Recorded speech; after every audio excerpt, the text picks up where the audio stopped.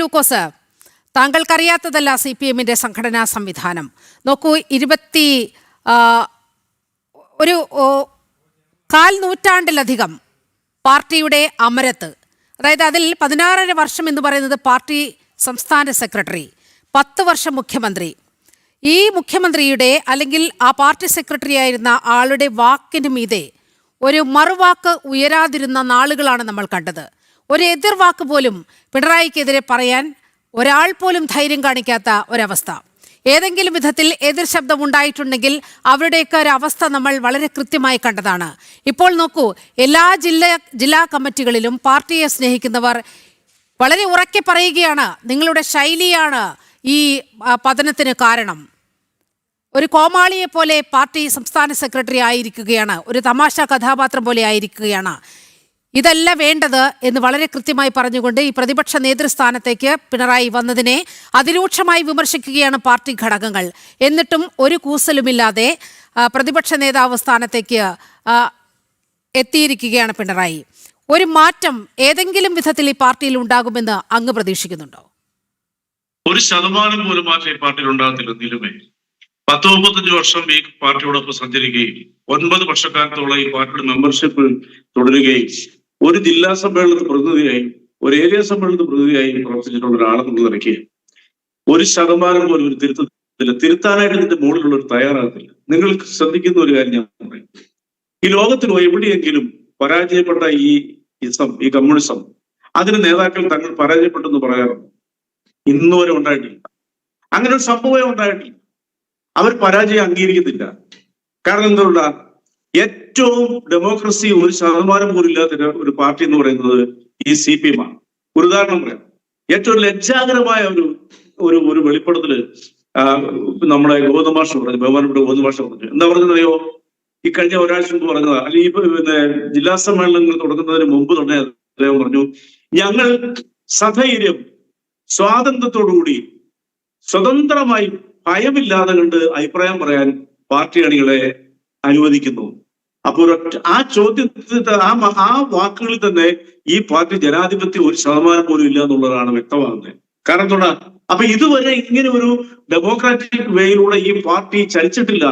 ഒറ്റ സഖാവിനോ പോലും ഇതിനകത്തൊന്നും അഭിപ്രായം പറ്റത്തില്ല. മോളിൽ ഇരിക്കുന്നവർ വന്ന് ഈ അടിമകളെ പോലെ, ഞാൻ പറഞ്ഞല്ലോ, ഞാൻ എത്രയോ ബ്രാഞ്ച് കമ്മിറ്റിയിലൊക്കെ പങ്കെടുത്തിട്ടുള്ള ആളാണ്.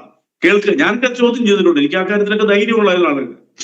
ഞാനത് പറഞ്ഞു വരാൻ കാരണം, ഈ പാർട്ടി ഒരിക്കലും തിരുത്തലിന് വിധേയമാകത്തില്ല. ഏറ്റവും വലിയ ഉദാഹരണം ഞാൻ പറയാം. സ്വാഭാവികമായിട്ട് പ്രതിപക്ഷ നേതാവിനെ പർട്ടിക്കുലറായിട്ട് ഒരു ഡേറ്റിൽ പ്രഖ്യാപിക്കേണ്ട കാര്യമില്ല.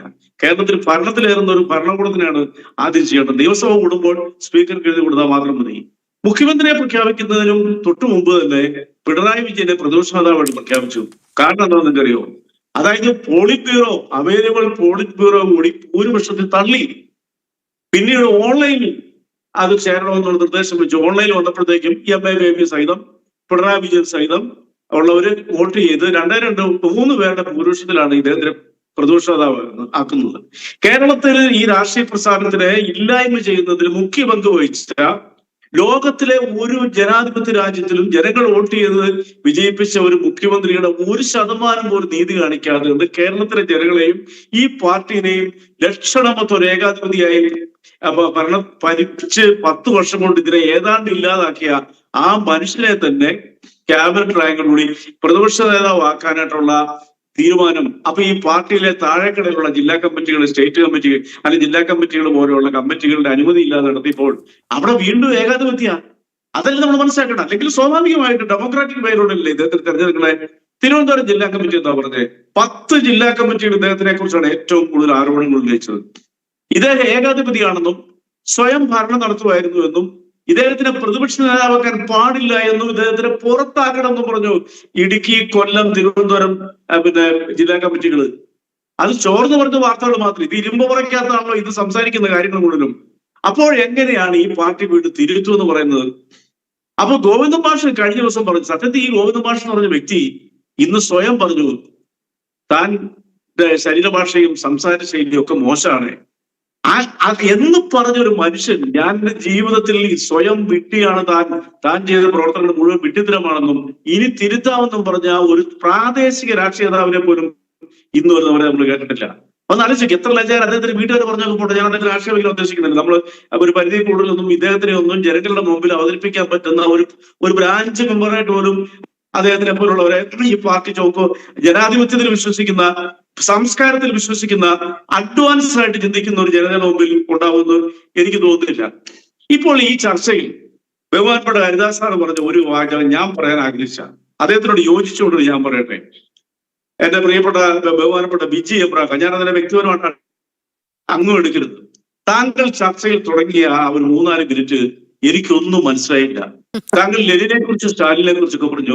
പ്രിയപ്പെട്ട സുഹൃത്തെ, ഇതെല്ലാം കാലഘട്ടപ്പെട്ടിട്ട് പതിറ്റാണ്ടുകളായി. ഇത് തന്നെയാണ് എം വി ഗോവിന്ദന് സംഭവിച്ചത്.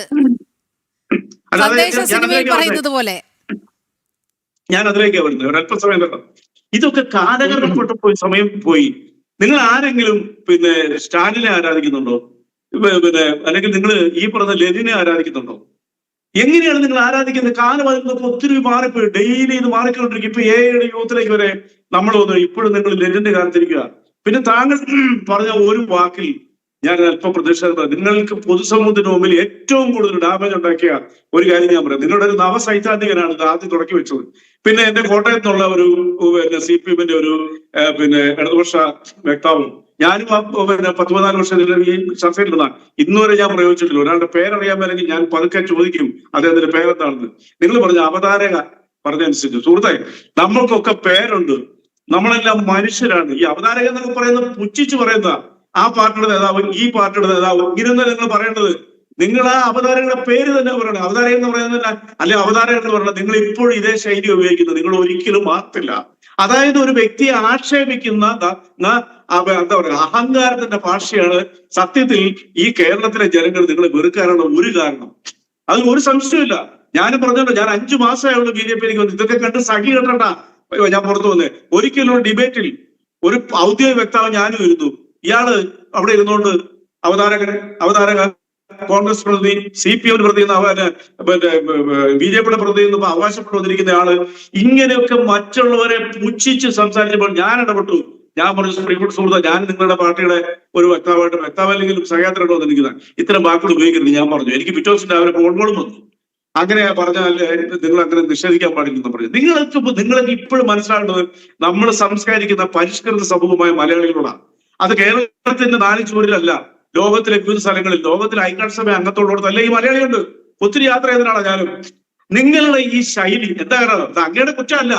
ഇത് കേട്ട് തഴമ്പിച്ച് ഇത്തരം കാര്യങ്ങൾ ഇപ്പൊ ഇന്നലെ വിജയരാഘവനോട് മനോരമയുടെ പ്രതിനിധി പോയി ചോദിച്ചു, സാർ അല്ല മാധ്യമങ്ങളെല്ലാവരും കൂടി എന്തുകൊണ്ടാ തോറ്റേ? സത്യം പറയാൻ സുഹൃത്ത്, താങ്കളുടെ നമ്പർ ഞാനും കൂടെ വെച്ചാൽ അദ്ദേഹം പറഞ്ഞ എന്നാണ് അദ്ദേഹത്തിനും അറിയത്തില്ല, കേട്ട ആർക്കും അറിയത്തില്ല. അതൊരു ട്രോളായിട്ട് ഇറങ്ങിയിട്ടുണ്ട്. വർഗ പിന്നെ സാങ്കേതികം എന്നൊക്കെ പറഞ്ഞുകൊണ്ട് നിങ്ങൾക്ക് ഇപ്പോഴും മനുഷ്യന്റെ ഭാഷയെ സംസാരിക്കുന്നത് പഠിച്ചിട്ടില്ല. മറ്റുള്ളവനെ അധിക്ഷേപിക്കുക, ആക്ഷേപിക്കുക, വീട്ടിൽ പോയി ചോദിച്ചാൽ മതി, പരനാറി, നിർദിഷ്ടജീവി, ചെറ്റത്തരം എന്നുള്ള വാക്കുകളൊക്കെ പറഞ്ഞുകൊണ്ടാണ് ഈ കേരളത്തിലെ ജനങ്ങളെ നിങ്ങൾ അഭിസംബോധന ചെയ്യുന്നത്. നിങ്ങൾ ആദ്യം മനുഷ്യനിലേക്ക് ഇറങ്ങി വരൂ. നമ്മളെല്ലാം ഹ്യൂമൻ ബീങ്സാ.